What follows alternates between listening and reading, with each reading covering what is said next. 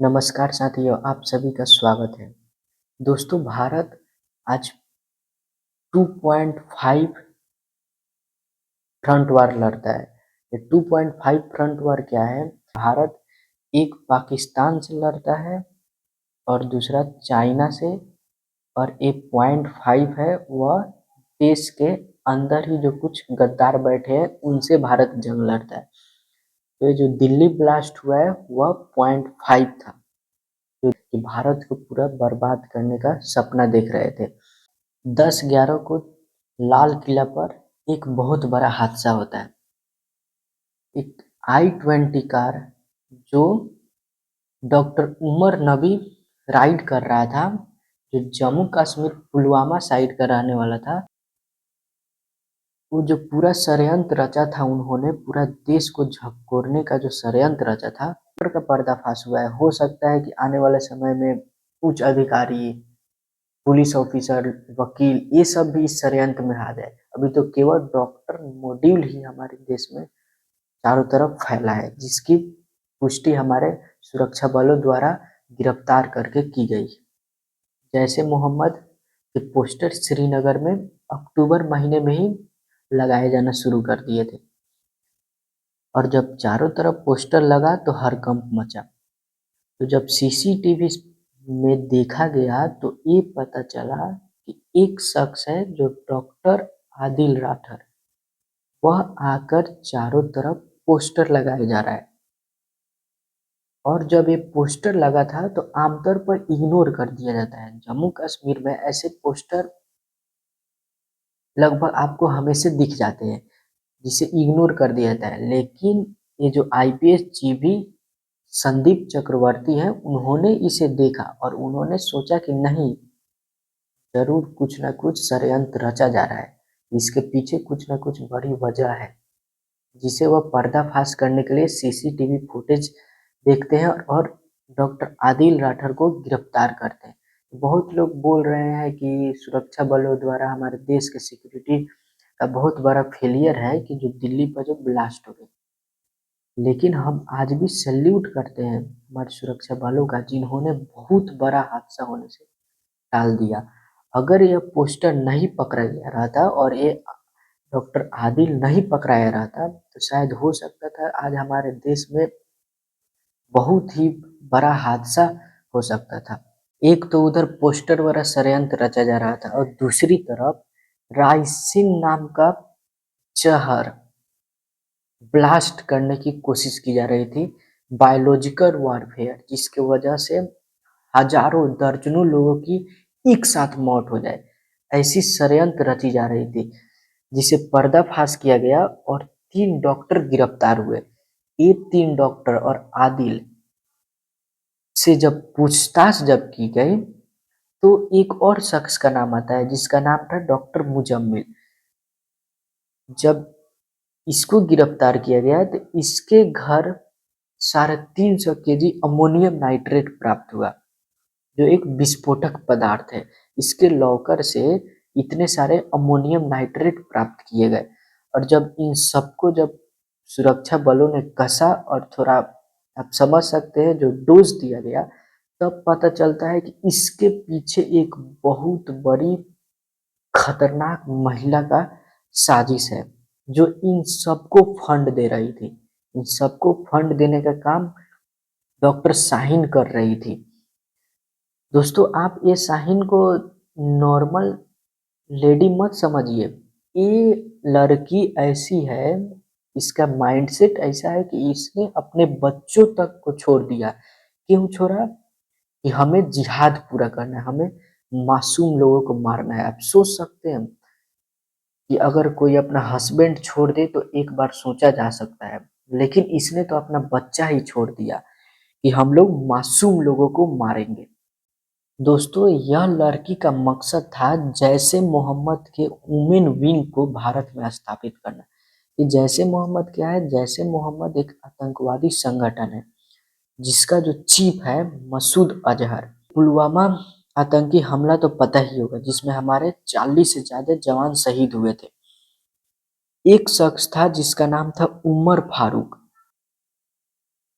उमर फारूक को सुरक्षा बलों ने पुलवामा हमले के आरोपी में इसे मार दिया गया था, मुठभेड़ में इसे मार दिया गया था।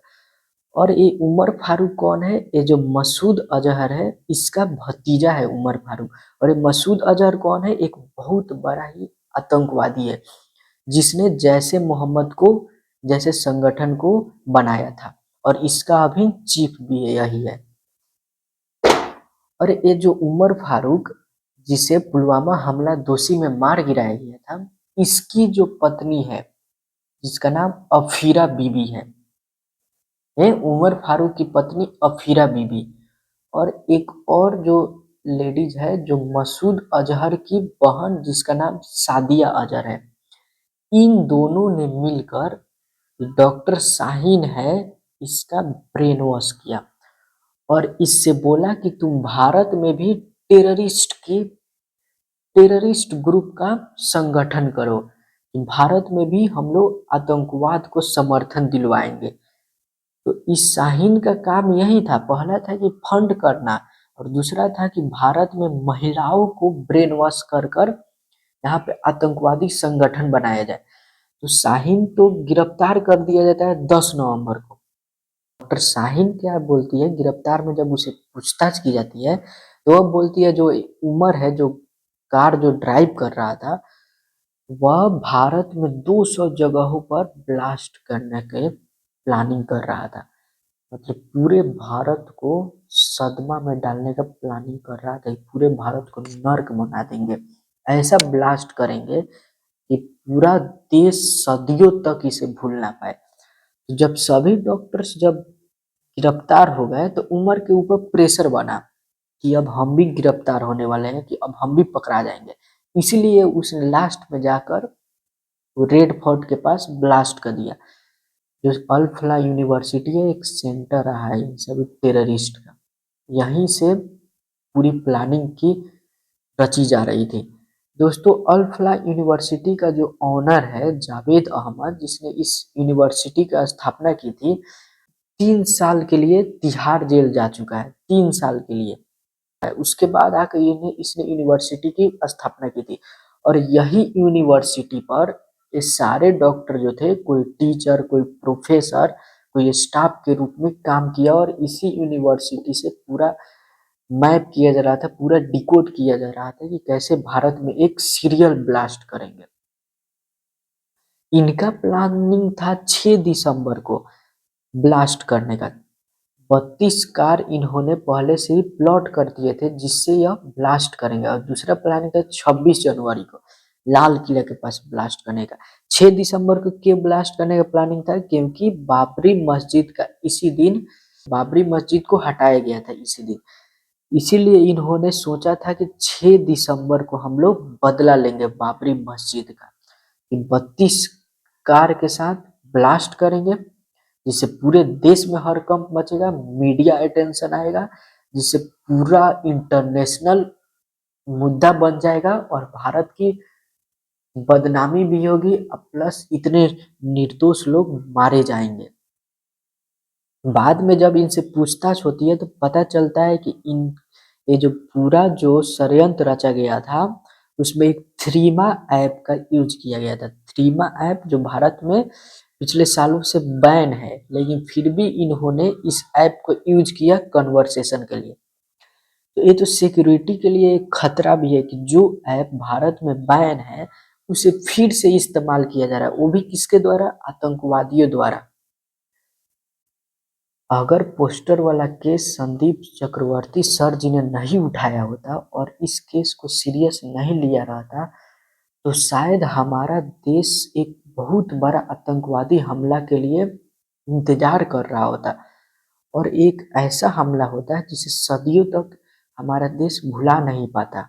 हजारों हजारों लोग इस आतंकवादी हमले में मारे जाते, निर्दोष लोग मारे जाते, और यह भारत के इतिहास का सबसे घातक आतंकवादी हमला हो सकता था। लेकिन सल्यूट है हमारे संदीप सर जिन्होंने इस केस को सीरियस लिया। उमर का एक लेटेस्ट वीडियो सुरक्षा बलों को हाथ लगाया। उमर इस वीडियो में बोलता क्या है, थोड़ा गौर से देखिएगा कि जो ये सुसाइड बॉम्बिंग है, आत्महत्या करना और निर्दोष लोगों को मारना, यह एक प्रकार का शहीद वाला काम है, जिससे हमें जन्नत प्राप्ति होगी। मासूम लोगों को मारकर और अपने आप को सुसाइड कर कर जन्नत प्राप्ति होगी। उस वीडियो में यह कहते हुए नजर आता है। मतलब आप सोच सकते हैं कि आतंकवादियों का किस तरह का माइंडसेट होता है और वह कैसे लोगों को ब्रेन वॉश करके अपने ग्रुप में शामिल कर देते हैं। और जो एक डैनिश है, जो इस पूरे जो डॉक्टर वाले ग्रुप है, उसमें भी एक यह अहम हिस्सा रोल अदा कर रहा था। उसका पहला जो चॉइस होगा वह डैनिश होगा, लेकिन डैनिश ने रिफ्यूज कर दिया। अब ध्यान दीजिएगा उसने क्या कहकर रिफ्यूज किया है कि सुसाइड इज सीन इन इस्लाम, कि आत्महत्या करना इस्लाम में एक पाप है। तो सोचने वाली बात यह है कि पाप, सुसाइड करना पाप है लेकिन निर्दोषों को मारना पाप नहीं है क्या? इन लोगों का किस हद तक ब्रेन वॉश होता है कि यह लोग मासूमों को मारने के लिए इतना उत्सुक हो जाते हैं। आगे और पता चला है कि ये लोग हमास स्टाइल ब्लास्ट करना चाह रहे थे। वो रॉकेट्स जो हमास ने जो इजराइल में हजारों लोगों को मारा है, उस तरह का ये लोग ब्लास्ट करने वाले थे। और एक ड्रोन ब्लास्ट भी कर रहे थे, जो कमर्शियल ड्रोन जो मिल जाते हैं सबको, गूगल पर भी मिल जाएंगे, उसे परचेज कर कर उसमें थोड़ा सा सेटिंग कर कर, और इस सेटिंग का काम डैनिश को दिया गया था कि थोड़ा सा सेटिंग कर कर उसमें बारूद लगाकर जितना बारूद हो सके और एक ब्लास्ट किया जाए। तो आप सोच सकते हैं कि कितना इन लोगों का दिमाग ब्रेन वॉश्ड हो गया था। ये मासूम लोगों को मारने के लिए, भारत को बर्बाद करने के लिए कितना उत्सुक थे कि आप इनके थिंकिंग से ही लग सकता है। ये उमर बोलता है कि सुसाइड बॉम्बिंग एक मार्टरडम ऑपरेशन है। सोच सकते हैं इनका थिंकिंग। ये सब तो इन्होंने षड्यंत्र रचा, और बहुत ही शुक्र है सुरक्षा बलों को, जिन्होंने इतना बड़ा आतंकवादी हमला होने से बचा दिया हमारे देश को। इनके पास इतना पैसा आता कहाँ है? इसके पीछे की कहानी ये है कि पाकिस्तान जो है वो प्रेजेंट में दुनिया का सबसे बड़ा पॉपी फार्म्स वाला देश है। ये पॉपी फार्म्स क्या होता है? जिससे ड्रग्स, हीरोइन बनाया जाता है।